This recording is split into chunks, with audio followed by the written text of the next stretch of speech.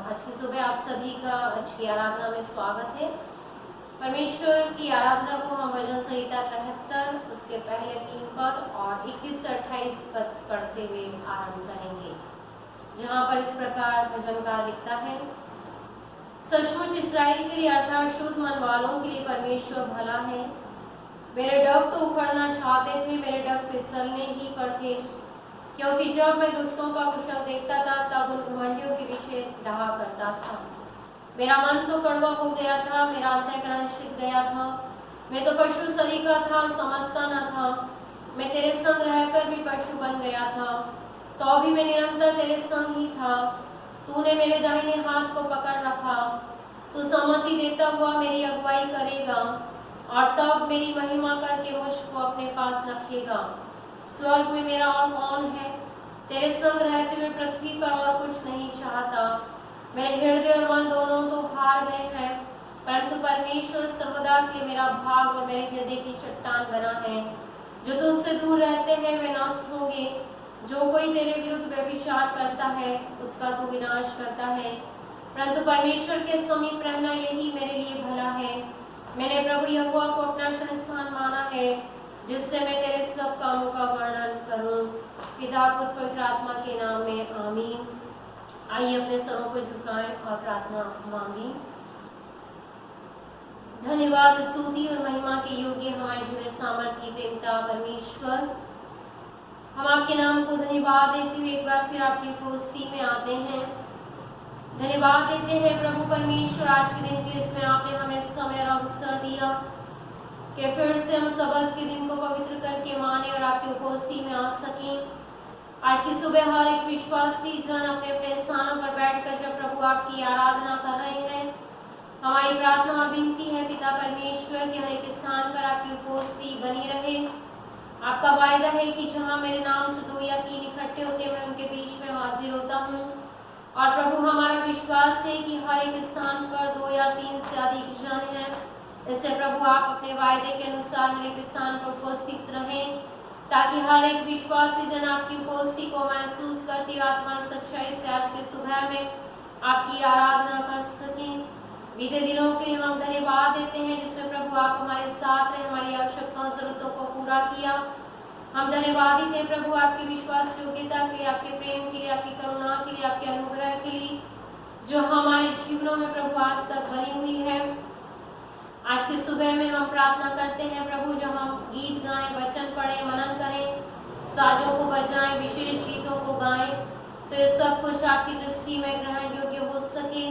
पिता परमेश्वर, हमारा आपके सम्मुख आना प्रभु परमेश्वर आपकी दृष्टि में भाने वाला हो और आज की सुबह हर एक सुनने वालों के प्रभु परमेश्वर यह आराधना प्रभु आशीष का कारण होने वाली हो सके। हम विशेष धन्यवाद देते हैं उन माध्यमों के लिए जिसके द्वारा प्रभु परमेश्वर इस लॉकडाउन के समय में हम आपकी आराधना कर रहे हैं। इससे हमारी प्रार्थना और विनती उन माध्यमों पर आपकी आशीषें बनी रहे। सैटेलाइट के लिए, नेटवर्क के लिए हमारी प्रार्थना है प्रभु किसी प्रकार से कोई रुकावट न हो, ताकि संपूर्ण आराधना खुदावन सुचारू रूप से संपन्न हो सके और हम सब प्रभु आपको धन्यवाद दे सकें। पिता परमेश्वर, संपूर्ण आराधना को हम सब अपने जीवन को आपके हाथों में समर्पित करते हुए धन्यवाद के साथ इस प्रार्थना को मांगते हुए उद्धार करता प्रभु यीशु मसीह के मीठे और पवित्र नाम में आमीन। इस समय होगा हम कलीसियाई गीत गाएंगे और गीत नंबर 229 हम गाएंगे। गीत नंबर 229।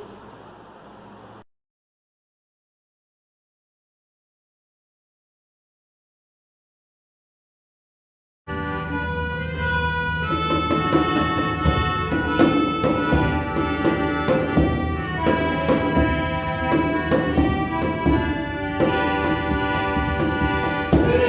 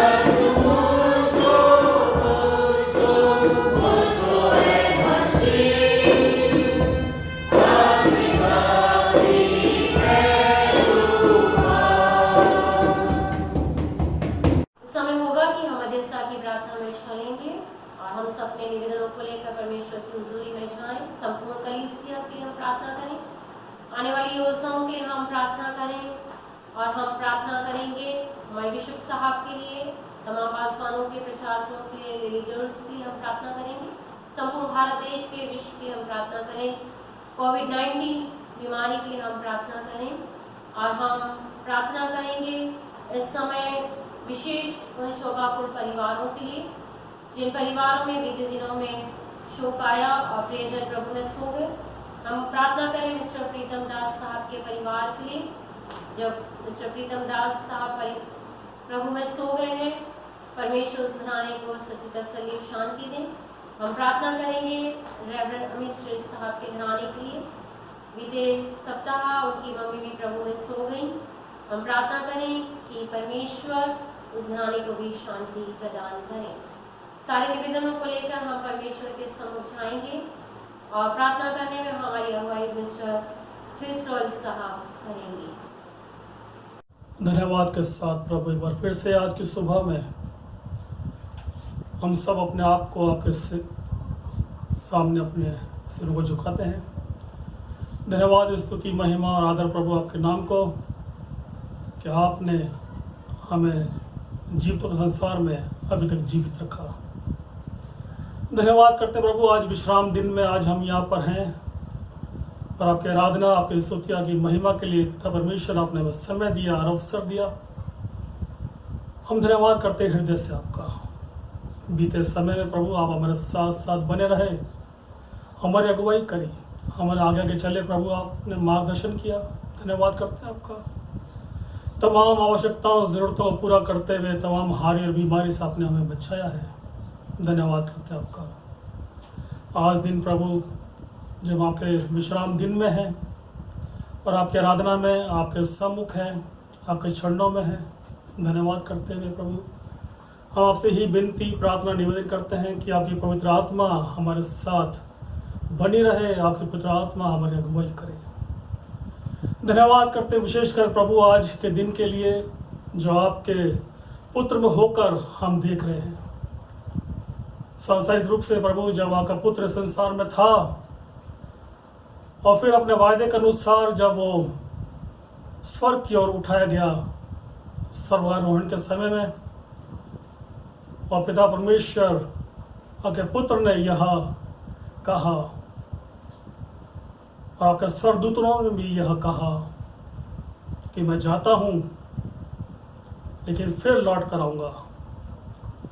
हम इस विश्वास के साथ कि द्वितीय आगमन होगा, हम उस दिन के इंतजार में पिता परमेश्वर आज के दिन को मनाते हैं। उस स्वर्गारोहण का दिन प्रभु आज के दिन हर एक विश्वासी के लिए बड़ा ही आत्मिक आशीष का कारण ठहरे। आगे पुत्र के द्वितीय आगमन की हम तैयारी करें और अपने आप को तैयार करें, और कलीसियाँ प्रभु उस दिन के लिए अपने आप को तैयार करके रखें जब का पुत्र प्रभु सेनाओं का यहोवा परमेश्वर अपने सेनाओं के साथ अपने रथों के ऊपर चढ़ा हुआ इस संसार में आएगा। पिता परमेश्वर हर एक अभिलाषा और आशा यही है कि हम भी उस दिन में शरीक हों और शामिल हों। दया करें ऐसी, सहायता करें ऐसी। प्रभु जी आज के दिन हम प्रार्थना करते हैं आपके उस वचन के लिए जो आपने मुकर्रर कर रखा है, ठहराया हुआ है कि आपकी दासी के माध्यम से हम तक पहुँचे। आप अपने आवश्यकता को प्रभु पवित्र आत्मा की अगुवाई दें, पवित्र आत्मा के सामर्थ्य से परिपूर्ण करें कि वो आपके वचन में होकर हम सब से, पूरी कलीसिया से बातचीत करने पाए। आज का वचन पिता परमेश्वर हर एक जन के लिए बड़ी आत्मिक आशीष का कारण ठहरे, ऐसी कृपा आपसे चाहते हैं। प्रार्थना करते हैं तमाम जगहों के लिए, तमाम स्थानों के लिए, तमाम कलीसियाओं के लिए जो शहरों में, ग्रामीण क्षेत्र में, ढाणियों में है, और आज के दिन प्रभु वो यही आराधना जा रहे हैं। आपके पवित्र आत्मा के सामर्थ्य परमेश्वर उन सब के बीच में कार्य करे, और पवित्र आत्मा के सामर्थ्य प्रभु हर एक के ऊपर उतर जाए, ऐसी विनती आपसे करते हैं। प्रार्थना करते हैं पिता परमेश्वर आपके तमाम उन सेवकों के लिए जो इस समय आपके सुसमाचार के लिए भिन्न भिन्न रूपों से, भिन्न भिन्न तरीकों से प्रचार कर रहे हैं। प्रभु आपका अनुग्रह की दृष्टि उन पर चाहते हैं, आपकी आशीष का हाथ उन पर चाहते हैं। तमाम शैतानी रुकावटों को प्रभु आप दूर करें और प्रभु यीशु नासरी के नाम से इस समय पिता परमेश्वर आपका नाम जलाल पाए, प्रभु आपका नाम महिमा पाए, आपके नाम को स्तुति मिले। स्वर्गीय पिता, हम प्रार्थना करते हैं इस समय विशेष अपने डायसिस के लिए, बिशप महोदय के लिए, तमाम उनके लिए जो उसमें काम करते हैं, और तमाम प्रचारकों के लिए, तमाम प्रभु आपके दासों दासियों के लिए जो इस समय प्रभु आपकी सेवा में है। हर एक पर प्रभु आपके आशीष का हाथ बना रहे और इस समय पिता परमेश्वर आपके नाम को महिमा मिले, आपके नाम को जलाल मिले। प्रार्थना क्या चाहते हैं पिता परमेश्वर, हम अपने कलीसिया के लिए, कलीसिया के हर एक सदस्य के लिए, बुजुर्ग लोगों के लिए, बच्चों के लिए, जवानों के लिए, बड़ों के लिए, प्रभु हर एक के साथ आप बने रहें। जिस प्रकार अब तक आपने सहायता, मदद की, अगुवाई करी है, आगे प्रभु आप अगुवाई करते रहें। विशेषकर प्रार्थना करते प्रभु हमारी कलीसिया के उन परिवारों के लिए जहाँ पर पिता परमेश्वर आपकी इच्छा यह हुई कि उनके प्रियजन आपके नज़दीकी में आ जाए, क्योंकि आपका वचन ये कहता है हो तो हो गया, और आपका वचन ने कहा लौट आ, तो फिर वो लौट गया। प्रभु मानवीय जीवन के अंदर, मानवीय समझ के अंदर, मानवीय रूप के अंदर कष्ट होता है, तकलीफ होती है, दुख होता है, परंतु आपके पुत्र में होकर वो शांति मिलती है जो उसने हमें दे रखी है। प्रार्थना करते हैं हम प्रीतम दास साहब के परिवार के लिए। प्रभु आपने उनके मुखिया प्रीतम दास जी को अपने नज़दीकी बुलाया। हम प्रार्थना करते हैं विशेष आपके दास अमित श्रेष्ठ साहब के परिवार के लिए, जिनकी माता को प्रभु आपने अपने नज़दीकी बुलाया, और वो तमाम को प्रभु जिन्हें हम नहीं जानते हैं, उन सब परिवारों के लिए यही प्रार्थना करते हैं। आपकी असीम शांति और असीम कृपा प्रभु उनके साथ हो, उन पर बनी रहे। वो फिर से प्रभु उस शोक से निकल जाए और आपकी महिमा के लिए, अपनी जीविका के लिए, अपने घराने के लिए, अपनी कलीसिया के लिए, अपने समाज के लिए कार्य में जुट जाए। पिता परमेश्वर, हम अपने कलीसिया के तमाम बुजुर्ग लोगों के लिए प्रार्थना करते हैं, विशेषकर जो बीमारी में है, कमजोरी में है, आप उन्हें संभालें, सामर्थ्य और बल से परिपूर्ण करें, कमर घुटनों को बल दें, नेत्रों को ज्योति दें, उनके हाथों को उठने के लिए प्रभु आप उन्हें शक्ति और सामर्थ्य दें। प्रार्थना करते हैं पिता परमेश्वर, हम उन सभी के लिए जो प्रार्थना में आपके सम्मुख रहते हैं, उन तमाम की प्रार्थनाएं प्रभु आपके सामने कबूल की जाएं और आपका प्रत्युत्तर हाँ और आमीन में हो। प्रार्थना करते हैं प्रभु हम उन सब के लिए जो विशेषकर आपकी नज़दीकी में बने हुए हैं और प्रभु जी चाहते हैं कि वो चंगाई पाए और शिफा पाए, जिन्होंने अपने नाम प्रभु आपके भवन में दिए हैं और जिनके नाम आपकी वेदी पर रखे गए हैं, उन तमाम नामों को प्रभु आपके सम्मुख लेके आते हैं। आप ही कृपा दृष्टि चाहते हैं, आपका तरस खाने की दृष्टि चाहते हैं प्रभु, आपके चंगाई का हाथ चाहते हैं। विशेष प्रार्थना करते हैं उस मंजू के लिए प्रभु जो दुष्ट आत्मा से ग्रसित है, बड़े विश्वास के साथ प्रभु उसने अपने नाम को आपके सम्मुख रखा है। प्रार्थना करते हैं वो दुष्ट आत्मा प्रभु उसके शरीर से जाती रहे, उसके मन और मस्तिष्क और विचारों जाती रहे प्रभु। जब उस दुष्ट आत्मा जाएगी पिता परमेश्वर, तो आपका वचन उस घराने में, उस परिवार के अंदर, उस पूरे कुटुंब के अंदर प्रभु कार्य करेगा।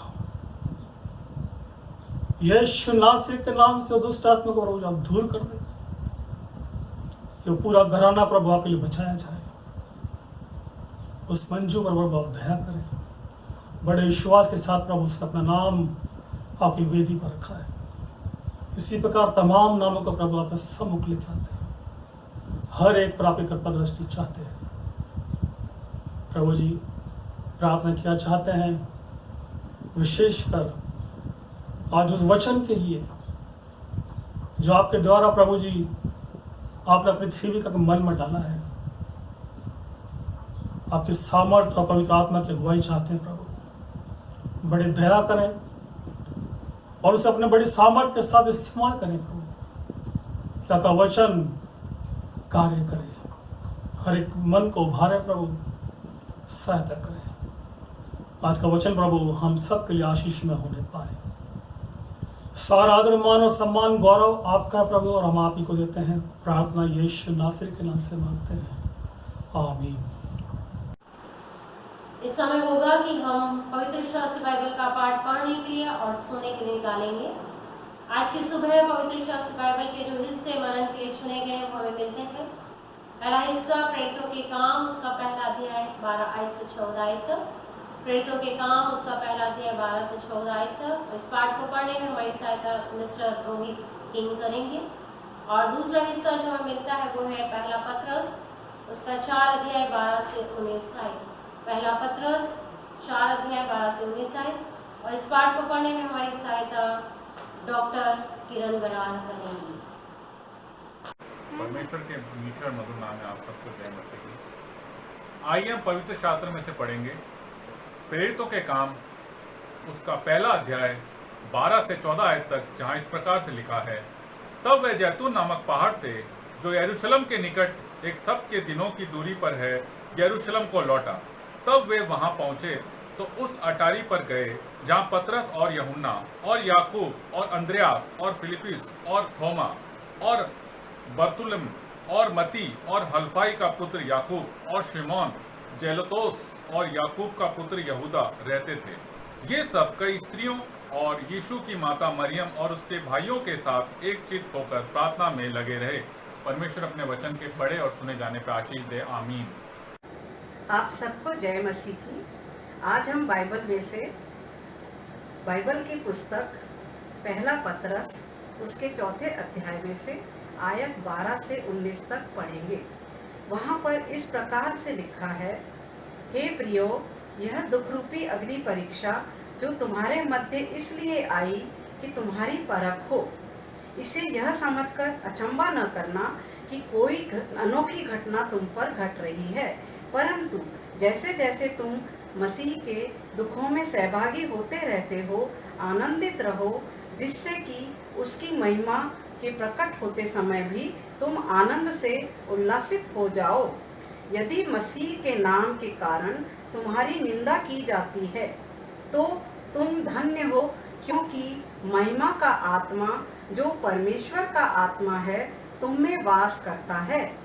किसी भी प्रकार तुम में से कोई हत्यारा, चोर, दुष्टता का कार्य करने वाला तथा दूसरों के कार्यों में हस्तक्षेप करके तंग करने वाला होकर दुख न उठाए।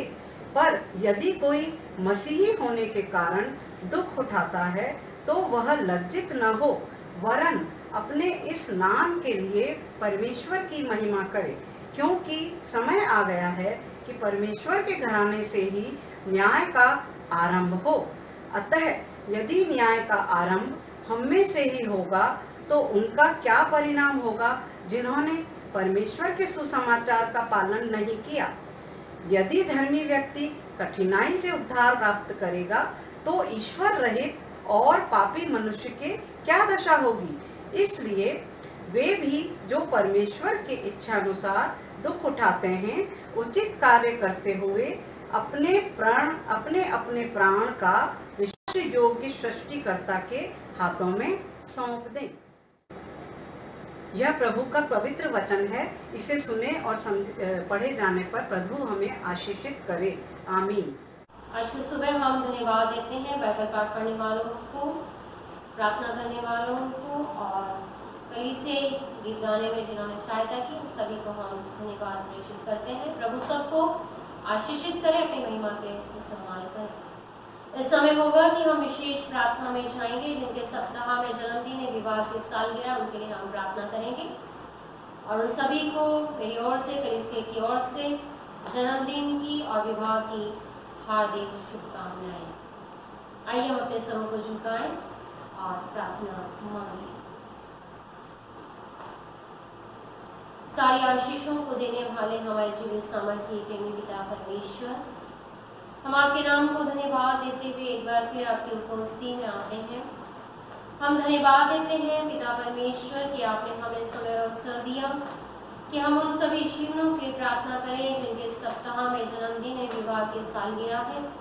हम प्रार्थना करते हैं पिता जो इस सप्ताह में अपने जन्मदिन को मनाते हैं, जो बच्चे हैं प्रभु जो अपने जन्मदिन को मनाते हैं, उनके लिए हमारी प्रार्थना है कि पिता परमेश्वर आप उन्हें स्वस्थ और तंदुरुस्त रखना, उनकी राजी देना। और प्रभु आपने उन्हें जब पढ़ने का समय दिया है तो उन्हें स्वर्गीय बुद्धि ज्ञान समझ से परिपूर्ण करना, ताकि वो अपनी सांसारिक पढ़ाई को आपका भरोसा रखते हुए आपसे सहायता पाकर पूर्ण करें और न केवल सांसारिक ज्ञान में निरंतर उन्नति करें लेकिन आपकी आत्मिक बातों में भी बढ़ने वाली हो सकें। आप उन सब बच्चों को प्रभु परमेश्वर संसार की बुराई विलासाओं से बचाइएगा। माता पिता और बुजुर्गों की सहायता कीजिएगा कि वो उन बच्चों का पालन पोषण आपके वचनों के अनुसार करें और वो शिक्षाएं जो विश्वासी बच्चों को देनी चाहिए उन्हें दे सकें। हम प्रार्थना करते हैं जो बड़े हैं, जवान हैं और जिन्हें आपने घरानों की भी जिम्मेवारी दी और जब वो इस सप्ताह में अपने जन्मदिन को मनाते हैं तो आप उन्हें भी प्रभु आशीषित कीजिए, उनके काम को में बरकत दीजिए, घर परिवार का संचालन करने के लिए आप उनकी अगुवाई कीजिए। नए वर्ष के लिए जो योजनाएं बनाए वो सब आप में होकर उनके जीवन में पूरी होने वाली हो सके। हम प्रार्थना करते हैं जो बुजुर्ग हैं जो अपने जन्मदिन को मनाते हैं, हमारी प्रार्थना है आप उन्हें अच्छा स्वास्थ्य देना, आप हमें उसके घुटनों में बल में ताकत सामर्थ देना, परिवार के कलीसिया के आशीष में बनाए रखना और उनका मार्गदर्शन सदा परिवार को कलीसिया को मिल सके। उम्र की दराजी देना पिता परमेश्वर। नए वर्ष के लिए वो भी जो अपने घराने के लिए सोचते हैं वो सारी योजनाएं प्रभु परमेश्वर आप इस वर्ष में पूरा कीजिए। बीते वर्षों में जो कार्य रह गए वो सब कार्य प्रभु इस वर्ष में पूरे होने वाले हो सके। हम प्रार्थना और विनती करते हैं पिता परमेश्वर आप सबको आपकी सुरक्षा में आपके पंखों तले छुपाए रखें। हम प्रार्थना करते हैं जिनके सप्ताह में विवाह की सालगिरह है, पिता परमेश्वर उनके जोड़े आप में आशीषित रहें। हम प्रार्थना करते हैं जब इस सप्ताह में मिस्टर शमित मार्कर और मिसेस मोनिका शमित मार्कर की विवाह की सालगिरह है, तब परमेश्वर आपने उन्हें वैवाहिक बंधन में बांधा और इतने वर्षों तक उनके वैवाहिक जीवन में आपकी सुरक्षा आपकी आशीषें बनी रही। हम धन्यवाद देते हैं। हम यही प्रार्थना और विनती करते हैं कि जब नए वर्ष में प्रवेश करते हैं तो पिता परमेश्वर नए वर्ष की आशीषें सुरक्षा और आपका मार्गदर्शन सदा उनके जीवन में बना रहे। हम प्रार्थना करते हैं और धन्यवाद देते हैं कि जिस प्रकार उन्होंने आपसी समझ आपसी विश्वास और परस्पर एक दूसरे पर भरोसा रखते हुए और अपने जीवन का केंद्र बिंदु आपको मानते हुए प्रभु अपने वैवाहिक जीवन को अपने पारिवारिक जीवन को बिताया, उसी प्रकार नए वर्ष में भी प्रभु संपूर्ण भरोसा आप पर रखते हुए परस्पर समझ विश्वास में गठित होते हुए अपने जीवन को व्यतीत करते हुए संपूर्ण घराने से आपको महिमा दे सकें। आपने पिता परमेश्वर भरा पूरा परिवार दिया, बुजुर्ग माता की आशीष दी, बेटे की आशीष दी, तमाम प्रियजन दिए। हमारी प्रार्थना है संपूर्ण घराने का संचालन करने के लिए आप उनकी अगुवाई कीजिए। नए वर्ष के लिए जो योजनाएं बनाए वो सब आप में होकर पूरी हो जाए। फर्स्ट कमेटी के रूप में आपने उन्हें चुना पिता परमेश्वर कि कमेटी सदस्य के रूप में रहते हुए अपनी सेवाओं को दें। जो भी कार्य वो प्रभु परमेश्वर आपके लिए करते हैं उस कार्य का प्रतिफल वो व्यक्तिगत और पारिवारिक जीवन में आपकी ओर से प्राप्त करने वाले हो सकें और सदा अपने जीवन से आपको महिमा दें। दोनों पिता परमेश्वर उनके जोड़े को आशीषित कीजिएगा और जितने भी जोड़े जो इस समय प्रभु परमेश्वर इस सप्ताह में अपने विवाह की सालगिरह को मनाते हैं उन सबको आशीषित करें, उनके घराने में आपकी सुरक्षा आशीषें बनी रहें। सबको आपके सम्मुख लाते हैं और ये प्रार्थना करते हैं कि आप व्यक्तिगत रीति से पारिवारिक रीति से कलीसिया और सामाजिक रीति से सभी को आशीषित करते जाएं। सारी आदर महिमा आपको देते हुए धन्यवाद के साथ इस प्रार्थना को मांगते उद्धार करता प्रभु यीशु मसीह के मीठे और पवित्र नाम में आमीन। इस समय होगा हम पवित्र शास्त्र बाइबल का पाठ पढ़ने के लिए सुसमाचार का पाठ पढ़ने के लिए निकालेंगे। आज की सुबह जो वरन के लिए सुसमाचार का पाठ चुना गया वो हमें मिलता है यूहन्ना रचित सुसमाचार उसका 17 अध्याय 1 आयत से 11 आयत तक। यूहन्ना रचित सुसमाचार उसका 17वां अध्याय 1 आयत से 11 आयत तक, जहाँ पर सुसमाचार इस प्रकार लिखा है। यीशु ने ये बातें कही और अपनी आंखें आकाश की ओर उठाकर कहा, हे पिता, वे घड़ी आ पहुंची, अपने पुत्र की महिमा कर, कि पुत्र भी तेरी महिमा करे, क्योंकि तूने उसको सब प्राणियों पर अधिकार दिया, कि जिन्हें तूने उसको दिया उन सबको वह अनंत जीवन दे। और अनंत जीवन यह है कि वे तुझ एकमात्र सच्चे परमेश्वर को और यीशु मसीह को, जिसे तूने भेजा है, जाने। जो कार्य तूने मुझे करने को दिया था उसे पूरा करके मैंने पृथ्वी पर तेरी महिमा की है। अब है पिता, तू अपने साथ मेरी महिमा उस महिमा से कर जो जगत की सृष्टि से पहले मेरी तेरे साथ थी। मैंने तेरा नाम उन मनुष्यों पर प्रकट किया है जिन्हें तूने जगत में से मुझे दिया।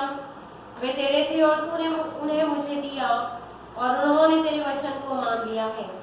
अब वे जान गए हैं कि जो कुछ तूने मुझे दिया है वे सब तेरी ओर से है, क्योंकि जो वचन तूने मुझे दिए मैंने उन्हें उनको पहुंचा दिए, और उन्होंने उनको ग्रहण किया, और सच सच जान लिया है कि मैं तेरी ओर से आया हूँ, और विश्वास कर लिया है कि तू ही ने मुझे भेजा। मैं उनके लिए विनती करता हूँ, संसार के लिए विनती नहीं करता, परंतु उन्हीं के लिए जिन्हें तूने मुझे दिया है, क्योंकि वे तेरे हैं।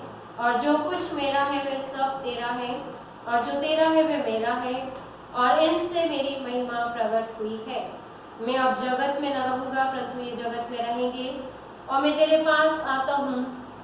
हे पवित्र पिता, अपने उस नाम से जो तूने मुझे दिया है उनकी रक्षा कर, कि वे हमारे समान एक हो। परमेश्वर इन वचनों की परमेश्वर का आशीष बरकत दे। आमीन। एक बार फिर प्रभु यीशु मसीह के नाम में आप सभी को मेरा सलाम, जय मसीह की। आज की सुबह हम परमेश्वर के वचन को सीखेंगे। जो विषय हमारे लिए सीनाई कलमना के अनुसार रखा गया है कि हम इस विषय को सीखें, वो है हमारी महिमापूर्ण नियति का चिन्ह प्रभु यीशु मसीह का स्वर्गारोहण है। हमारी महिमापूर्ण नियति का चिन्ह प्रभु यीशु मसीह का स्वर्गारोहण है।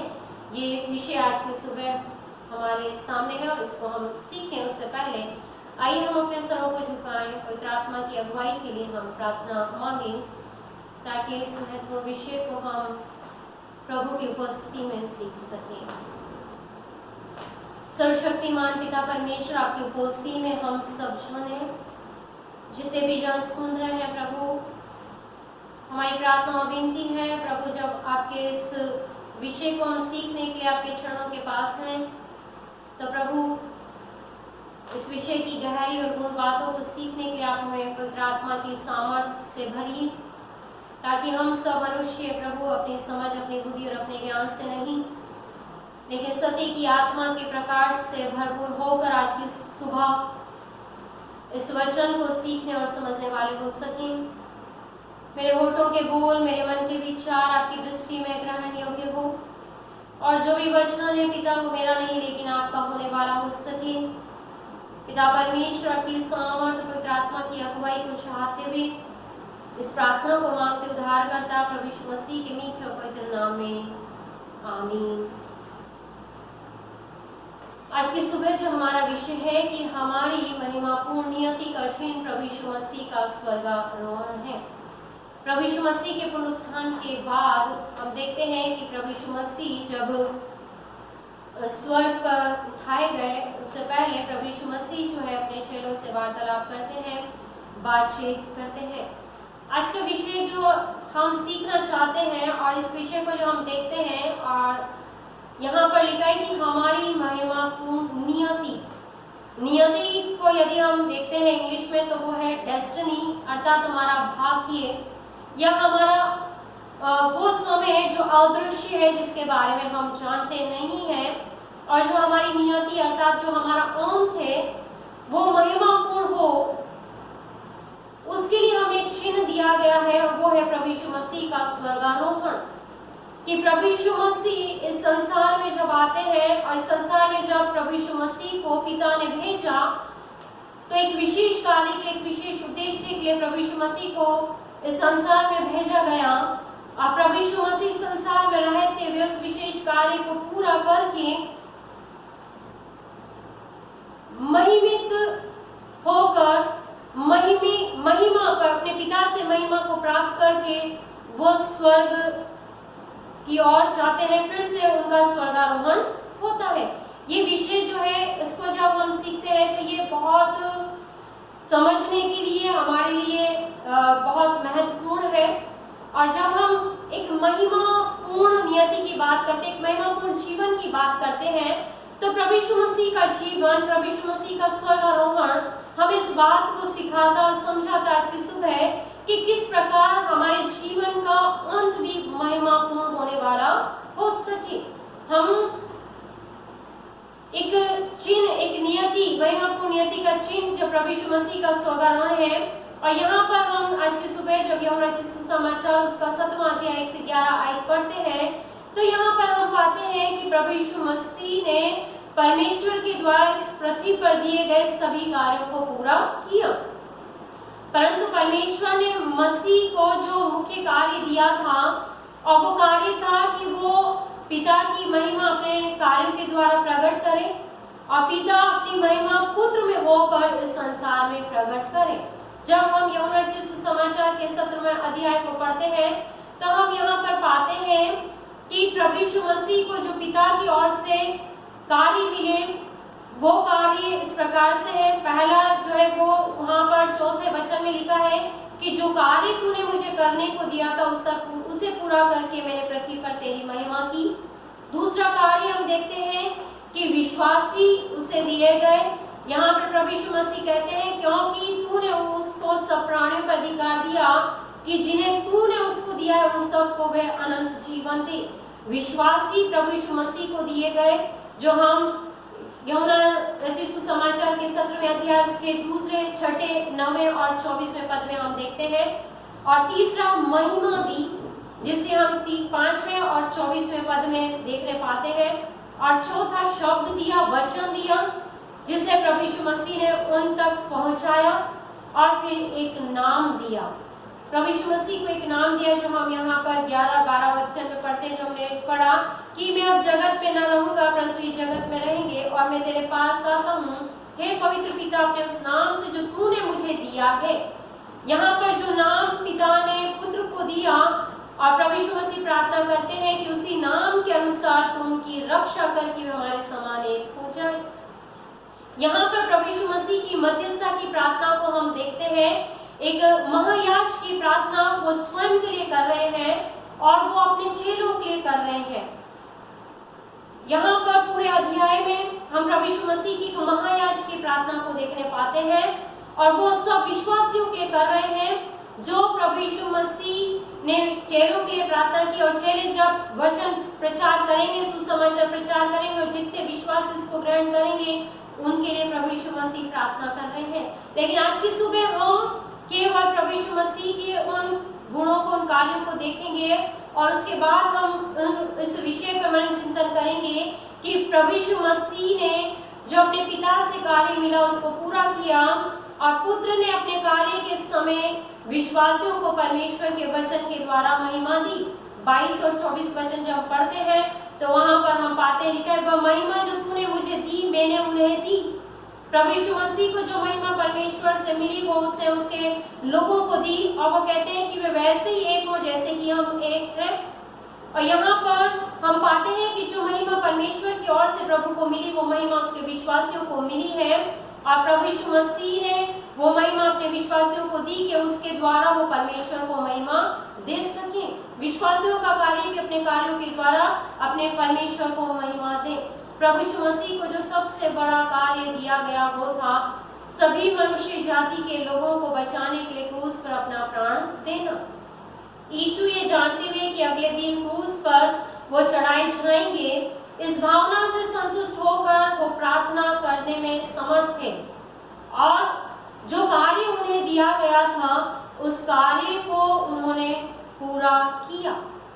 और वो कार्य था अर्थात क्रूस पर उसकी मृत्यु, जिसने परमेश्वर को सर्वोच्च महानतम महिमा प्रदान की।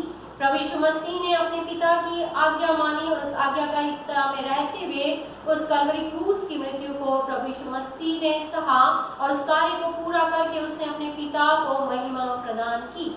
और इसलिए प्रभु यीशु मसीह यहाँ पर वचन 5 में कहते हैं कि अब है पिता तू अपने साथ मेरी महिमा उस महिमा से कर जो जगत की सृष्टि से पहले मेरी तेरे साथ थी। यीशु ने प्रार्थना की कि परमेश्वर उसे उसकी उसी महिमा में पुनः स्थापित करे जो महिमा पहले पुत्र की पिता के साथ थी जगत की उत्पत्ति से पहले। और यहाँ पर जब प्रभु यीशु मसीह अपने लिए स्वयं के लिए प्रार्थना कर रहे हैं कि पिता फिर से वो महिमा पुत्र को प्रदान करे, और हम पाते हैं कि जब प्रभु यीशु मसीह ने यहाँ पर ये प्रार्थना की और पिता ने उसका प्रत्युत्तर प्रभु यीशु मसीह के पुनरुत्थान के 40 दिन के बाद प्रभु यीशु मसीह को स्वर्ग पर उठाने के द्वारा दिया, कि प्रभु यीशु मसीह जो 40 दिन के बाद स्वर्ग पर उठा लिए गए। प्रभु यीशु ने इस महिमा को पाने के लिए, जो महिमा प्रभु यीशु मसीह ने पाई और वो स्वर्ग पर उठा लिए गए, हम सब लोग, हम सब जन इस संसार में जो है, हम उस स्वर्गीय जीवन को प्राप्त करने के, उस स्वर्गीय स्थान को प्राप्त करने के अपने जीवन को क्या करते हैं, बिताते हैं। उस स्वर्ग को प्राप्त करने के लिए हमें संसार में रहकर कुछ कार्यों को करना पड़ता है। प्रभु यीशु मसीह को परमेश्वर ने भेजा, अपने पुत्र को भेजा, और परमेश्वर के पुत्र प्रभु यीशु मसीह ने इस संसार में पिता के इच्छा के अनुसार कार्य किए, उसकी आज्ञाकारिता में रहकर कार्य किए, और पिता ने भी अपनी महिमा प्रभु यीशु मसीह में प्रकट की। अर्थात प्रभु यीशु मसीह के स्वर्गारोहण से पहले मृत्यु सहने तक प्रभु यीशु मसीह ने क्या सहा, कष्टों को सहा, दुखों को सहा, यातनाओं को सहा, और तब उसके बाद हम देखते हैं कि प्रभु यीशु मसीह जो एक महिमा युक्त जीवन में प्रवेश करते हैं, महिमा युक्त अंत जो है उनका होता है। यहाँ पर जब हम प्रभु यीशु मसीह के कष्टों को देखते हैं, और यहाँ पर पतरस भी हमें इस बात को बताता और सिखाता है कि जब हम चाहते हैं कि हमारा महिमा युक्त, हमारी नियति, हमारा अंत महिमा युक्त हो, तो उसके लिए हमें कुछ करना होगा, हमें कुछ कार्य करना होंगे। और पतरस जो है अपने पतरस की पहली पत्री जो हम आज की सुबह हमारे मनन के लिए पढ़ी गई, और जब यहाँ पर देखते हैं तो पतरस इसी बात को कहता है, बताता है कि जैसे जैसे मसीह के दुखों में सहभागी होते हो, इसको आनंद की बात समझो। अर्थात प्रभु यीशु मसीह ने हमारे लिए कष्टों को सहा, हमारे लिए दुखों को सहा, हमारे लिए कलवरी क्रूस की मृत्यु को सहा, और यहाँ पर जब उसकी मृत्यु को देखते हैं, उसके कष्टों को, यातनाओं को देखते हैं, तो उस कष्टों के द्वारा, उसके कार्यों के द्वारा ही प्रभु यीशु मसीह जो है उस महिमा युक्त स्वर्गारोहण को उन्होंने प्राप्त किया। और यहाँ पर पतरस लिखता है, बताता है कि हे प्रियो, जो दुख रूपी अग्नि तुम्हारे परखने के लिए तुम में भड़की है, इससे ये समझ कर अचंभा न करो कि कोई अनोखी बात तुम पर बीत रही है। हमारी महिमापूर्ण नियति का चिन्ह, उस महिमा में हम कैसे प्रवेश करें, कब उस महिमा को हम पाएंगे, इसलिए पतरस यहाँ पर लिख रहा है कि जो हमारे जीवन, जो भाग्य है, भाग्य की जो हम बात करते हैं, डेस्टिनी की जो हम बात करते हैं, तो हम अपने भाग्य या हमारा भविष्य में क्या होगा उसके बारे में हम जानते नहीं है। लेकिन परमेश्वर का वचन हमें बताता है कि यदि हम प्रभु पर विश्वास रखते हैं, प्रभु पर हम भरोसा रखते हैं, उसकी इच्छा के अनुसार हमारे जीवन के कार्य है, उसकी विश्वास योग्यता के अनुसार जो उसने हमें आज्ञा दी उसके अनुसार हम सुसमाचार को मानते, उसके अनुसार जीवन जीते हैं, तो हमारे लिए एक महिमित जीवन परमेश्वर ने रखा है। और इसीलिए पतरस यहाँ पर 12वें वचन में, चौथे अध्याय के 12वें वचन में कहता है, उन विश्वासियों को वो पत्री लिख रहा है जो यातनाओं को सह रहे, दुख को सह रहे हैं। और जब उन्होंने प्रभु यीशु मसीह को ग्रहण किया, जब उन्होंने विश्वास किया, तो उन्होंने सोचा था कि प्रभु यीशु मसीह पर विश्वास करने के द्वारा उन्हें आनंद मिलेगा, उन्हें धन संपत्ति मिलेगी, उन्हें कुछ कष्टों को उठाना नहीं पड़ेगा, दुखों को उठाना नहीं पड़ेगा। लेकिन यहाँ पर विश्वासियों के सामने जो परीक्षा है, जो दुख है, उसके लिए पतरस कहता है कि इन सारी बातों को देखकर तुम अचंभा मत करो, क्योंकि यह होना अवश्य है। जो भी दुख हो रहे हैं, जो संकट आए, जो सताव आ रहा है, जो क्लेश आ रहे हैं, उससे पतरस कह रहा है कि तुम ना चकित हो, ना स्तंभित हो, ना भ्रमित हो, क्योंकि यह अवश्य है। क्योंकि वो सोच रहे थे कि जब प्रभु को ग्रहण किया तो आशीषित होंगे, आनंद होगा, धन संपत्ति प्राप्त होगी, लेकिन इसके विपरीत उन्हें क्या मिल रहा है, दुख मिल रहा है, क्लेश मिल रहा है, और वहां पर वो कष्टों को सह रहे हैं। प्रभु यीशु मसीह इसलिए वो कहता है कि तुम इसको अनोखी बात न समझो। 13 वचन में लिखता है, पर जैसे जैसे मसीह के दुखों में सहभागी होते हो, जिन्होंने प्रभु यीशु मसीह को ग्रहण किया, विश्वास किया, मसीह के कारण जो दुख उठा रहे हैं, तो कहते हैं जैसे जैसे मसीह के दुखों में सहभागी होते हो, मसीह ने भी हमारे पापों के लिए दुख सहा। और जब हम प्रभु यीशु मसीह के दुख सहते हैं, तो वो हमारे लिए आनंद की बात होनी चाहिए। यहाँ पर जब हम प्रथम कलीसिया को देखते हैं, रोम राज्य के समय में, नीरो के समय में, जब कलीसिया को सताया जा रहा था और कलीसिया पर यह आरोप लगाया गया था कि रोम को जलाने में मसीहों का हाथ है, और ये दोष जब मसीहों पर लगाया गया तब हम वहां पर देखते हैं कि मसीहों पर, विश्वासियों पर सताव हुआ, और विश्वासियों को जो है एक मशाल के रूप में इस्तेमाल किया जाता था। विश्वासियों को कोलतार से उन पर पोत दिया जाता था, और उन्हें जो है सम्राट के महल में, उसके महल के बगीचे में रात्रि में उन विश्वासियों को मशाल के रूप में जलाया जाता था, ताकि उस बगीचे में रात्रि में उनके जलने के द्वारा प्रकाश हो सके। तो यहाँ पर पतरस ने, जब ये विश्वासियों ने विश्वास किया और उस सताव को देखा, तो वो अचंभित थे, वो चकित थे, व्यथित थे, लेकिन पतरस उनको हियाव दे रहा है, उनको कह रहा है कि जो मसीह के दुखों में सहभागी होते उसको आनंद करो, जिससे उसकी महिमा के प्रकट होते समय भी तुम आनंदित और मगन हो।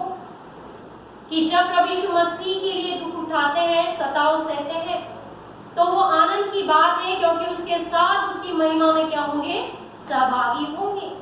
प्रभु यीशु मसीह के दुखों में जब हम सहभागी होते हैं तो प्रभु हमें उसी के साथ महिमित करेगा। यहाँ पर पतरस उस कलीसिया को जब ये पत्र लिखता है तो वो कहता है कि तुम इसको आनंद की बात समझो, क्योंकि मसीह का कष्ट सहना महिमा तक पहुंचने का मार्ग है। क्योंकि जब प्रभु यीशु मसीह ने कष्टों को सहा, तब उसने प्रभु अपने जीवन के द्वारा परमेश्वर को महिमा दी और वो उस मार्ग तक पहुंचा, और हमारे लिए भी वही मार्ग है। यदि हम अब मसीह के लिए दुख सहते हैं तो बाद में उसकी महिमा में हम सहभागी होंगे। यदि हम आज प्रभु यीशु मसीह के नाम से कष्टों को सह रहे हैं, दुख को सह रहे हैं, सताव हमारे जीवन में आ रहे हैं, तो वचन कहता है कि हम प्रभु यीशु मसीह के साथ उसकी महिमा में सहभागी होंगे जब प्रभु यीशु मसीह आएंगे। किस प्रकार से मत्ती रचित सुसमाचार उसके 5वां अध्याय उसके 10 से 12 वचन को हम पढ़ते हैं, जहाँ पर धन्य वचन है, और 10 से 12 वचन में लिखा है कि धन्य में जो धर्म के कारण सताए जाते हैं, क्योंकि स्वर्ग का राज्य उन्हीं का है। जितने लोग धर्म के कारण सताए जाते हैं, परमेश्वर उनको क्या करेगा, स्वर्ग का राज्य प्रदान करेगा। और यहाँ पर लिखा है, धन्य हो तुम जब मनुष्य मेरे कारण तुम्हारी निंदा करे और सताए, झूठ बोल बोल कर सब प्रकार की बुरी बातें कहें। हम सबको ये वचन याद है, बहुत अच्छे से हमें मुखाग्र है। तब वहाँ लिखा है, तब आनंदित और मगन होना, क्योंकि तुम्हारे लिए स्वर्ग में बड़ा फल है। प्रभु यीशु मसीह ने जो दुख सहे, जो कष्ट सहे, इस संसार में उन बातों के कष्ट नहीं सहे, लेकिन उसने हमारे जीवन को बचाने के लिए, हमें आत्मिक जीवन को देने के लिए कष्ट सहकर वो फिर से अपने पिता के पास स्वर्ग में पहुंच गया। और प्रभु का वचन हमें बताता है कि जब उसके विश्वासियों के जीवन में क्लेश, दुख, संकट आता है, लोग उसकी निंदा करते हैं, उनकी निंदा करते हैं, उन्हें अपमानित होना पड़ता है, तो वहाँ लिखा है कि स्वर्ग में उनके लिए एक बड़ा प्रतिफल है। तो जो महिमा युक्त नियति जो हमारे लिए प्रभु यीशु मसीह का स्वगान है कि हम इस संसार में रहते हुए मसीह के नाम के द्वारा उसके दुखों में सहभागी होते हैं। और जिस प्रकार से लिखा है कि क्योंकि उन्होंने उन भविष्य वक्ताओं को भी पहले ऐसे ही सताया था। प्रभु यीशु मसीह इस वचन को बताते हैं, मसीह के दुखों को बांटने का प्रतिफल जो विश्वासियों के जीवन में वो क्या है, वो है मसीह के साथ आनंद। कि जब हम मसीह के दुख को बांटते हैं, कि जब मसीह के लिए यातनाओं को सहते हैं, निंदा को सहते हैं, कष्टों को सहते हैं, तो वहां पर हमारे लिए हर एक विश्वासी के लिए प्रतिफल है मसीह के साथ आनंद, उसके साथ सहभागिता। फिलिपियों 3 और उसका 10 वचन हम पढ़ेंगे तो वहां पर उसके साथ सहभागिता की बात की गई है। उसके साथ महिमा पाना, कि जब प्रभु यीशु मसीह आएंगे तो हम उसके साथ महिमित होंगे। रोमियो पौलुस जब रोम को पत्र लिखता है, रोमियो को पत्र लिखता है, वहां पर लिखा है रोमियो उसका 8वां अध्याय उसके 17 वचन जब आप पढ़ते हैं तो वहां पर पाते हैं कि उसकी साथ महिमा को हम प्राप्त करेंगे। और तीसरा उसके साथ राज्य करना, कि प्रभु यीशु मसीह के साथ हम उस स्वर्ग पर निवास करेंगे, उसके साथ राज्य करेंगे। जो महिमा के लिए दुख उठाते हैं, जो मसीह के लिए दुख उठाते हैं, वह उसकी महिमा में शामिल होंगे जब वह प्रकट होगा। पहला पत्रस उसका 1 अध्याय उसके 7 वचन पहला पत्रस पहला अध्याय उसके 7 वचन जब हम पढ़ते हैं तो वहां पर लिखा, और यह इसलिए है कि तुम्हारा परखा हुआ विश्वास जो आग से ताए हुए नाशवान सोने से भी अधिक बहुमूल्य है, यीशु मसीह के प्रकट होने पर प्रशंसा और महिमा और आदर का कारण ठहरे।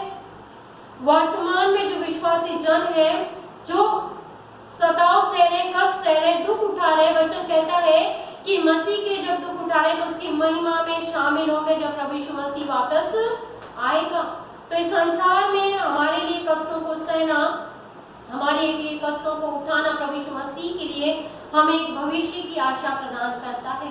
पतरस ने सत्य को भविष्य की आशा और वर्तमान आनंद के द्वारा प्रकट किया कि वर्तमान में दुख उठाना हमारे लिए, चाहे अगर हम पक्के विश्वास में, तो वह आनंद की बात है, क्योंकि मत्ती रचित सुसमाचार में ही लिखा है कि जब तुम्हारी लोग निंदा करें तो इसको बड़ी आनंद की बात समझना, क्योंकि वहां पर आनंद इसलिए क्योंकि एक प्रतिफल है, भविष्य की एक आशा वहां पर हमें बताई गई है। इसलिए पतरस मसीह का अनुकरण करने के लिए हमें कहता है।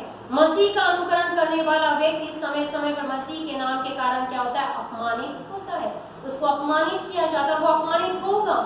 जितने लोगों ने प्रभु यीशु मसीह को ग्रहण किया, सुसमाचार में विश्वास किया, सच्चे प्रभु को जाना, वो सब अपमानित होंगे। और मसीह के कारण जब अपमानित होंगे, उनकी उलाहना होगी, उन पर अत्याचारों को सहना पड़ेगा। अपमान, जब अत्याचार सहना है, इन सारी बातों को अपमान नहीं समझना है, लेकिन एक शुभ अवसर जो हमें मिला है उसके लिए हमें परमेश्वर को धन्यवाद देना है कि हम मसीह के कारण अपमानित किए गए। और पौलुस भी इस बात को कहता है, इस बात को बताता है। प्रेरितों के काम उसका 5वां अध्याय उसके 41 वचन जब हम पढ़ें, प्रेरितों के काम उसका 5वां अध्याय उसके 41 वचन को हम निकाल कर आज की सुबह पढ़ लें कि जो मसीह के लिए दुख उठा रहे हैं, कष्टों को सह रहे हैं, तो वहां पर प्रेरितों के काम 5वां अध्याय उसके 41 वचन में लिखा है,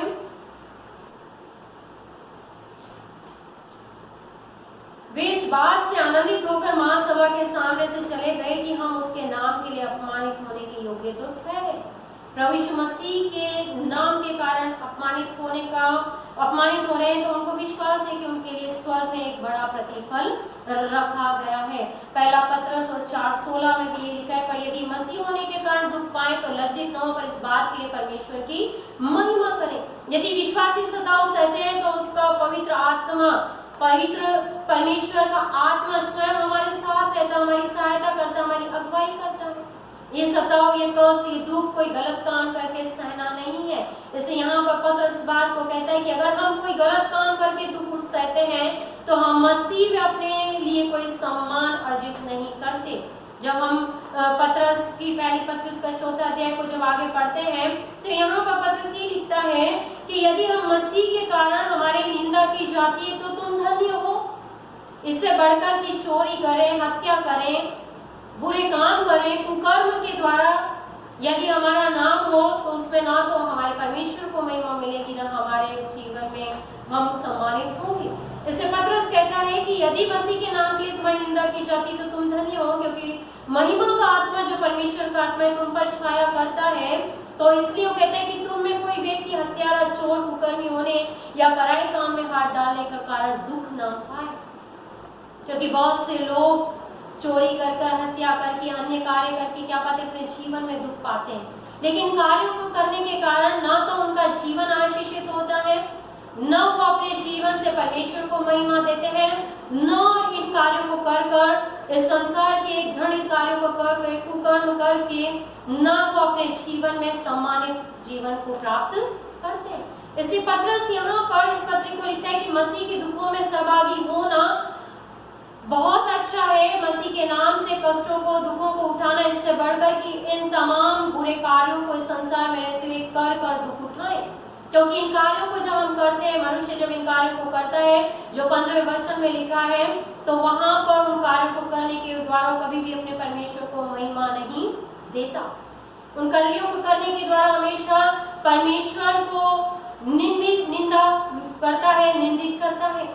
लेकिन विश्वासियों को ऐसा कार्य नहीं करना है, क्योंकि हम जो है जब परमेश्वर ने हम विश्वासियों को चुना है तो चाहते हैं कि हम इस संसार में भी आनंदित और महिमित जीवन जिए, और न केवल इस संसार में हमारा महिमापूर्ण जीवन हो और हमारे जीवन से प्रभु को महिमा मिले, लेकिन हमारा आने वाला समय, हमारा आने वाला जीवन भी महिमापूर्ण हो सके, उस स्वर्ग राज्य में हम निवास कर सकें।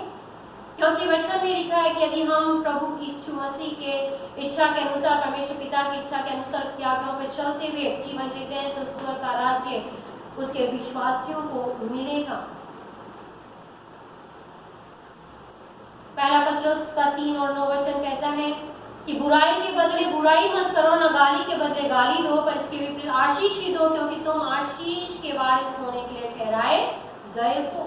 मसीह के नाम के कारण निंदा होती है, तो हमें मसीह के नाम के कारण यदि किसी ने हमें गाली दी, किसी ने हमें थप्पड़ मारा, किसी ने हमें अपमानित किया, तो वचन कहता है कि हमें उस बुराई के बदले उनको बुराई नहीं करनी है, परंतु हमें उन्हें आशीष देनी है, उनके लिए प्रार्थना करनी है। क्योंकि प्रभु यीशु मसीह ने भी अपने पिता के कार्य को जब करने के लिए आए, संसार में आया, हम पापियों के लिए जब उसने कलवरी क्रूस की मृत्यु को सहा, तो लोगों ने उसे क्या किया? अपमानित किया, उस पर थूका, उसको निंदित किया। लेकिन प्रभु यीशु मसीह ने कभी भी उनको गाली के बदले गाली नहीं दी।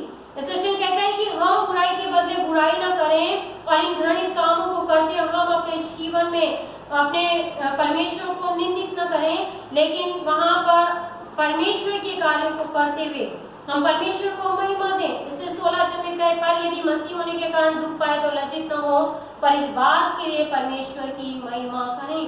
इससे बढ़कर कि हम बदला लें, हम परमेश्वर के हाथों में अपने आप को सौंप दें। क्योंकि जब प्रभु यीशु मसीह को यातना दी गई, उस पर थूका गया, उसको गाली दी गई, तब उसने सच्चे न्याय के हाथों में अपने आप को सौंप दिया, अर्थात अपने पिता के हाथों में उसने अपने आप को सौंपा। पाप के विरुद्ध परमेश्वर का न्याय परमेश्वर के परिवार से शुरू होता है। यहाँ पर जब पतरस इस बात को लिखता है कि तुम ये सारे कार्य करने में अपने आप को दुखी मत करो, दुख मत पाओ, लेकिन तुम प्रभु यीशु मसीह के द्वारा दुख पाने को आनंद की बात समझो। और यहाँ पर 17 वचन में लिखा है, क्योंकि वह समय आ पहुंचा है कि पहले परमेश्वर के लोगों का न्याय किया जाए। न्याय की बात यहाँ पर करता है, पतरस बताता है, सिखाता है कि पाप के विरुद्ध परमेश्वर का न्याय परमेश्वर के परिवार से शुरू होगा, अर्थात हम विश्वासियों से शुरू होगा। कि हम विश्वासी किस प्रकार का जीवन इस संसार में जी रहे हैं। क्या हम पिता की इच्छा के अनुसार, प्रभु यीशु मसीह की इच्छा के अनुसार, जो सुसमाचार, जो वचन हम पढ़ते हैं उसके अनुसार अपना जीवन जी रहे हैं, उस पर विश्वास कर रहे हैं, या हमारा जीवन परमेश्वर से अलग है, उसकी बातों से, उसके कार्यों से एकदम अलग है। इसको कहता है कि जब न्याय का आरंभ कहाँ से शुरू होगा? हमसे, हम विश्वासियों से न्याय का आरंभ होगा। तो यहाँ पर ये वचन बताता है कि समय आ पहुंचा है कि पहले परमेश्वर के लोगों का न्याय किया जाए, और जबकि न्याय का आरंभ हम ही से होगा तो उनका क्या अंत होगा जो परमेश्वर के सुसमाचार को नहीं मानते। न्याय की बात यहाँ पर की गई है, और न्याय हमें बताता है कि अनुशासनात्मक जीवन हम जिए, एक अनुशासित जीवन हम जिए। जब न्याय होता है, न्याय जब होगा, हर एक गलत कार्य की क्या है? सजा है। चोर जब चोरी करते हुए पकड़ा जाएगा, न्यायाधीश के सामने जब खड़ा किया जाता है, तो उसको उस कार्य की क्या मिलेगी? सजा मिलेगी। तो उस सजा से बचने के लिए हम क्या करेंगे? अपना जीवन अनुशासित रूप से व्यतीत करेंगे।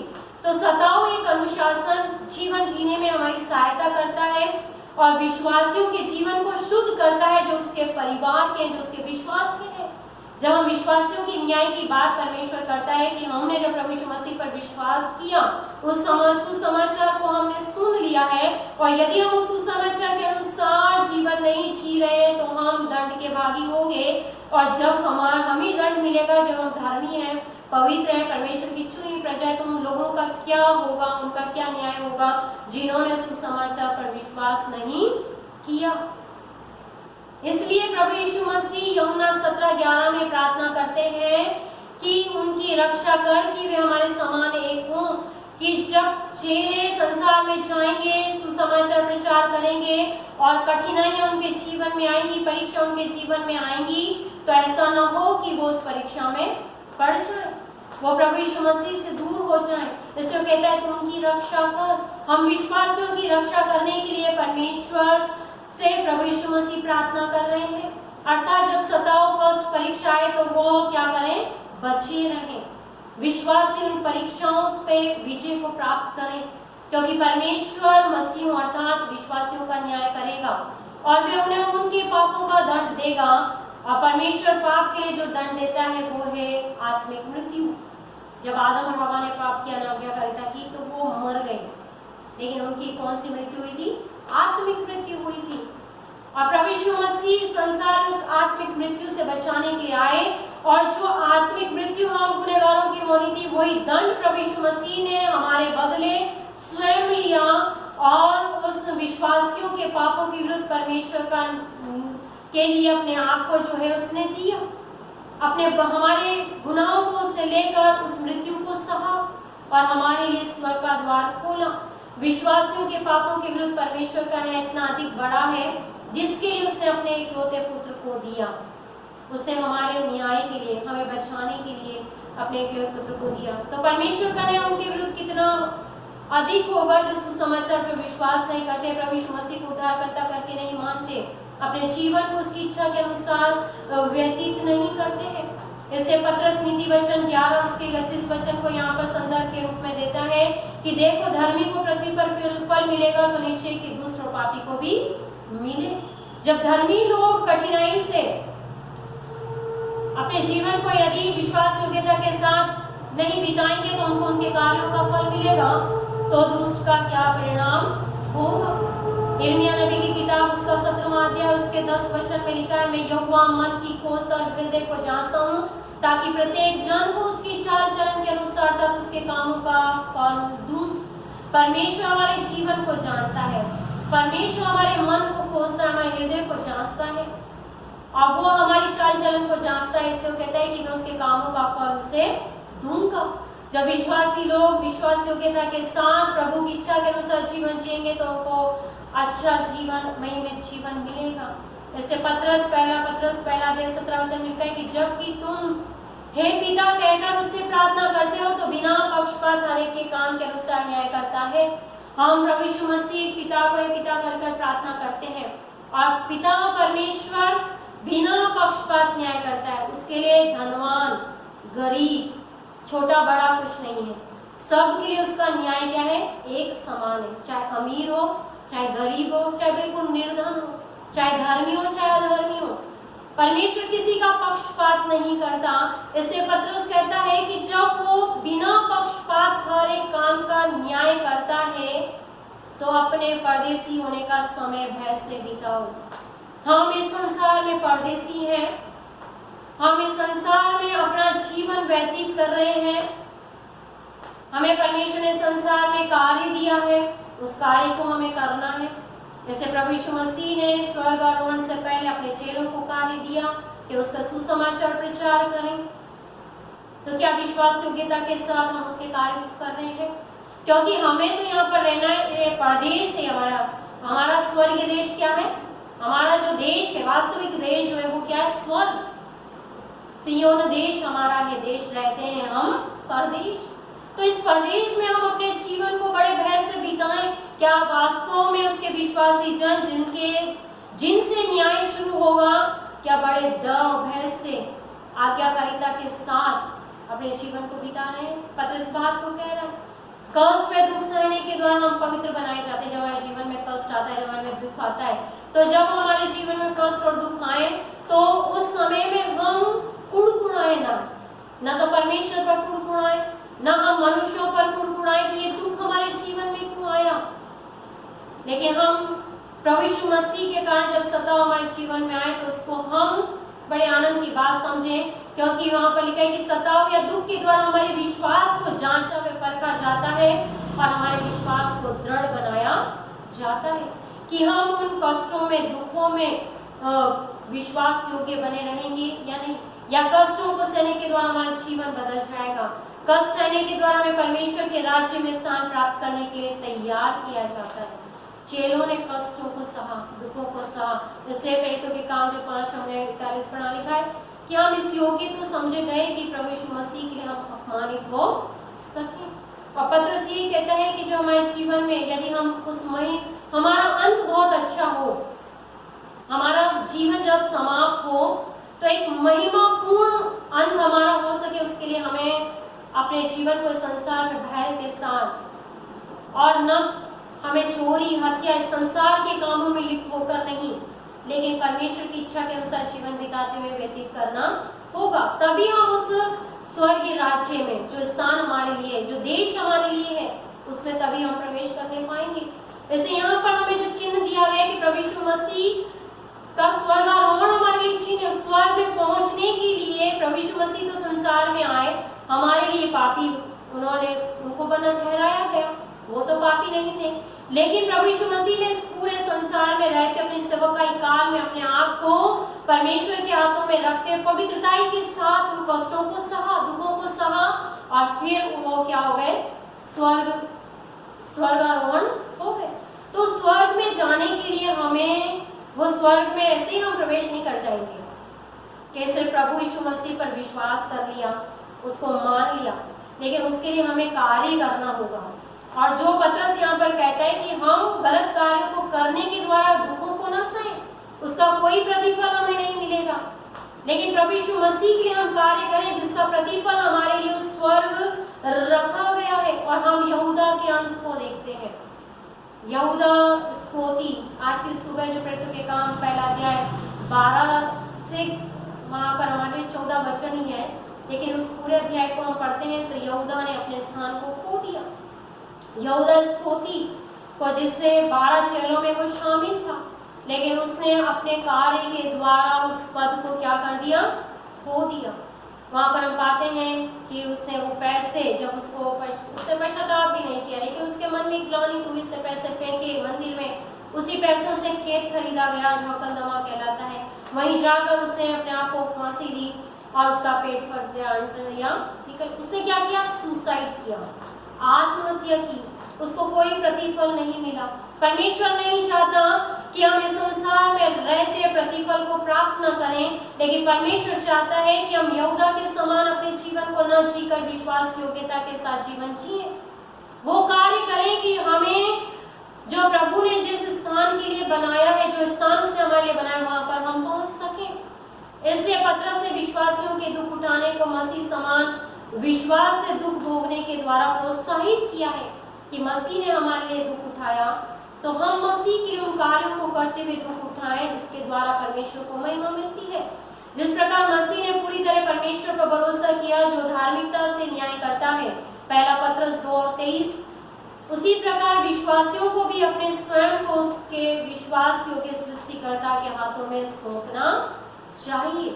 जब हम अपने सृष्टिकर्ता न्यायकर्ता प्रभु के हाथों में अपने आप को सौंपते हैं, तो हमारा अंत, हमारी नियति, हमारा भाग्य, हमारी डेस्टिनी जो होगी वो सुखद होगी।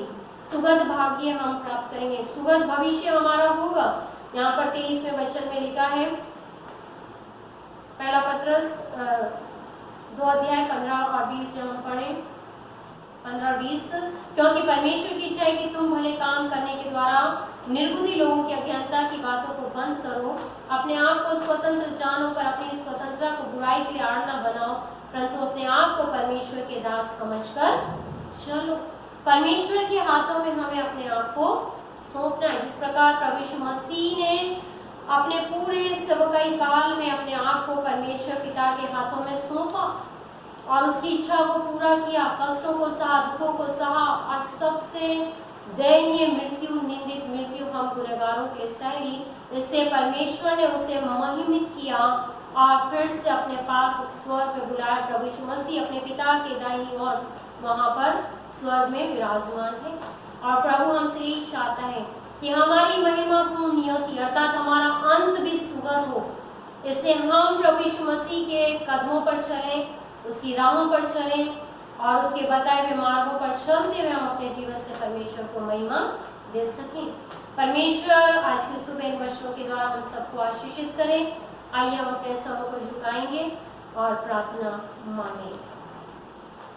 पिता परमेश्वर, हम आपके नाम को धन्यवाद देते हैं कि प्रभु यीशु मसीह को आपने संसार में भेजा कि वो हमें मनुष्यों को उनके पाप में दंड के आत्मिक मृत्यु से बचा सके। और प्रभु यीशु मसीह ने उस मृत्यु को सहा, हमारे लिए कष्टों को सहा, दुखों को सहा, और पिता आपने उन्हें महिमित किया। और आप यही चाहते हैं कि आपके विश्वासी लोग अपना जीवन इस संसार में आपकी इच्छा के अनुसार जिएं और अपने जीवन से आपको महिमा दे सकें, ताकि जब आपका मन हो जब आए तो विश्वासी जन भी आपके संग उस महिमा में सहभागी हो सके। इससे हमारी प्रार्थना और विनती है पिता परमेश्वर कि आपने हर एक विश्वासियों के एक सुखद अंत को रखा है, एक महिमा जीवन को रखा है, लेकिन ये विश्वासियों के ही हाथों में है कि वो किस प्रकार का जीवन इस संसार में व्यतीत करें। आज की सुबह पतरस की पत्री के द्वारा हमने उन बातों को सीखा और समझा, और प्रभु यीशु मसीह भी प्रार्थना करते हैं और वो अपने पिता से उन विश्वासियों के प्रार्थना करते हैं कि वो उनकी रक्षा करे, कि इस संसार में उन तमाम कष्टों पर, उन यातनाओं पर विजय को प्राप्त कर सकें। पिता परमेश्वर, हमारी प्रार्थना और विनती है कि हम जब तक इस संसार में आप हमारी सहायता करें पवित्र आत्मा की अगुवाई में होकर, कि हम विश्वास योग्यता के साथ अपने जीवन को जिएं और हमारा एक महिमापूर्ण अंत हो सके, और हम हमारे उद्धारकर्ता प्रभु यीशु मसीह की ओर निहारते रहें, जिन्होंने एक उदाहरण हमारे सम्मुख अपने जीवन के द्वारा रखा है। जो वचन बोया गया व्यर्थ न जाए, वचन 30 गुना 60 गुना और 100 गुना फलवंत हो सके। हम सबको आशीषित कीजिए और हम सब प्रभु अपने जीवन से सदा आपको महिमा दें, और प्रभु परमेश्वर हमारे जीवन से आप आदर पाने वाले हो सके। आपने प्रार्थना सुनी, धन्यवाद। प्रभु यीशु मसीह के नाम से मांगते हैं, आमीन। ये समय होगा कि हम एक विशेष गीत सुनेंगे मिस्टर आदित्य फॉल्स के द्वारा, और जब विशेष गीत गाया जाता है उसी समय हम अपनी भेंटें परमेश्वर के सम्मुख लेकर आएंगे। मेरे जीवन का मकसद तू है, मेरे जीने का कारण तू है, मेरे जीवन का मकसद तू है, मेरे जीने का कारण तू है। मैं जीऊं या मरूं वो तेरे लिए है, तू मेरा प्रभु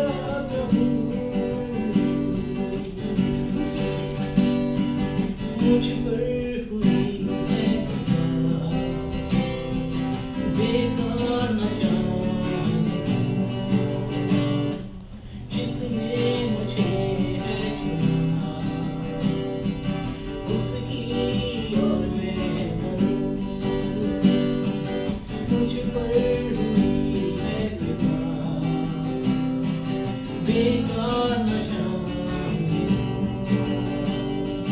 जिसने मुझे है चुना उसकी और मैं बढ़ूं एक घंटे सलीब पर दौड़ा मैं जाऊं एक घंटे सलीब पर दौड़ा मैं जाऊं मैं जीऊं या मरूं वो तेरे लिए है मेरा प्रभु मेरे जीवन का मकसद तू है मेरे जीने का कारण तू है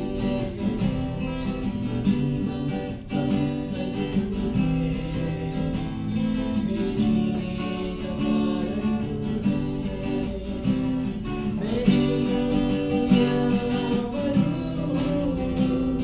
वो तेरे लिए है मेरा प्रभु तू मेरा प्रभु तू मेरा प्रभु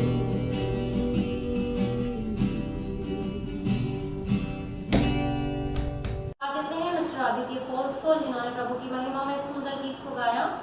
प्रभु ने आशीषित करे और भी अपनी महिमा के इस्तेमाल करे। ऐसा समय होगा कि हम भेंटों के लिए प्रार्थना करेंगे। आइए अपने सरों को झुकाएं और प्रार्थना मांगे।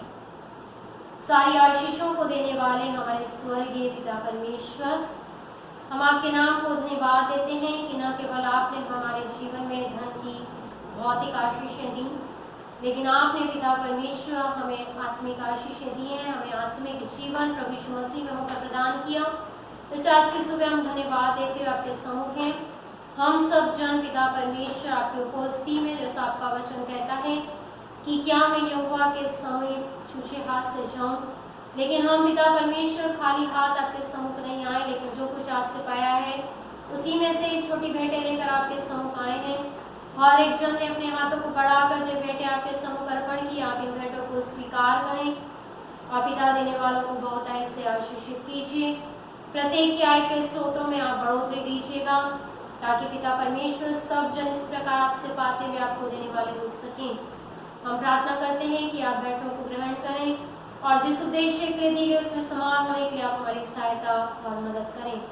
हम केवल धन देकर ही दूर न हो, लेकिन अपने जीवन को भी आपके हाथों में सौंपें, ताकि न केवल धन से लेकिन हमारे जीवन से भी आपको महिमा मिल सके। पिता परमेश्वर, हम सब अपने जीवनों को, इन भेंटों को आपके सम्मुख अर्पण करते हुए धन्यवाद के साथ इस प्रार्थना को मांगते मैं उद्धार करता प्रभु यीशु मसीह के मीठे और पवित्र नाम में, जिसने हमें प्रार्थना मांगना सिखाया। ए हमारे बाप, तू जो आसमान पर है, तेरा नाम पाक माना जाए, तेरी बादशाहत आए, तेरी मर्जी जैसे आसमान पे पूरी होती है जमीन पे पूरी हो। हमारे रोज की रोटी आज में बख्श, और जिस तरह अपने दुश्मनों को माफ करते हैं, तू भी हमारे दुश्मनों को माफ कर। हमें आजमाइश में न पड़े दें, बल्कि बुराई से बचाएं, क्योंकि बादशाहत, कुदरत और जलाल हमेशा तेरी ही है। आमीन।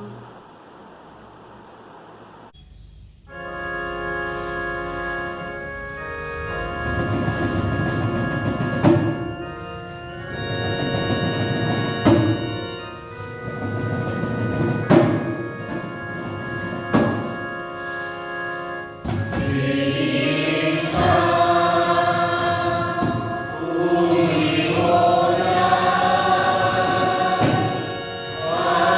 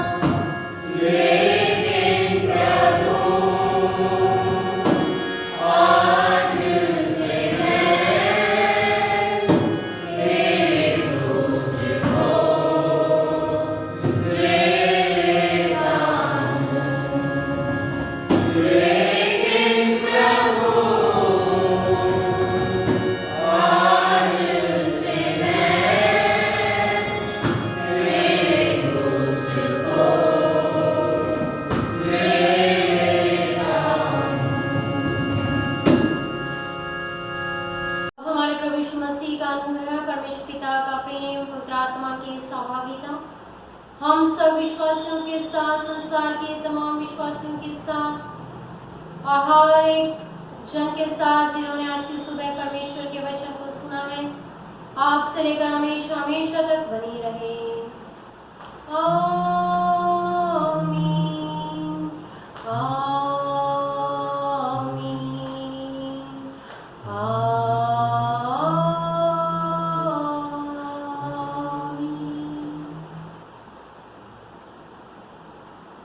सबको जय मसीह की।